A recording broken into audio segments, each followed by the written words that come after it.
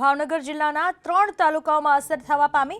હવે વાત કરીએ બોટાદ જિલ્લાની। બોટાદ જિલ્લામાં કમોસમી વરસાદે ખેડૂતોની ચિંતા વધારી દીધી છે। બોટાદ શહેર અને બરવાડા સહિતના વિસ્તારમાં કમોસમી વરસાદ વરસ્યો છે। અનેક વિસ્તારોમાં ધૂળની ડમરીઓ ઉડતા વાહન ચાલકો પણ અટવાયા, પરેશાન થઈ ગયા।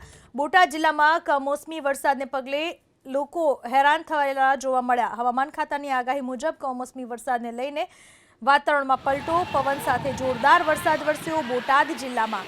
આ વિશે વધુ માહિતી આપવા આપણી સાથે જોડાઈ ચૂક્યા છે સંવાદદાતા મહિપાલસિંહ। મહિપાલસિંહ, બોટાદ જિલ્લામાં કયા કયા વિસ્તારોમાં વરસાદ જોવા મળી રહ્યો છે? શું છે વરસાદી સ્થિતિ?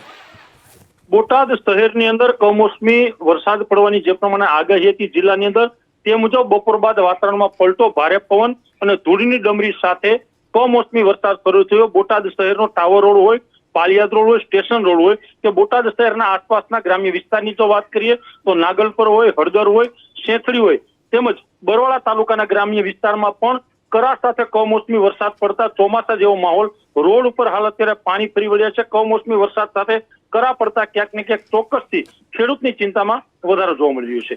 મહિપાલ, આભાર આપનો તમામ માહિતી બદલ।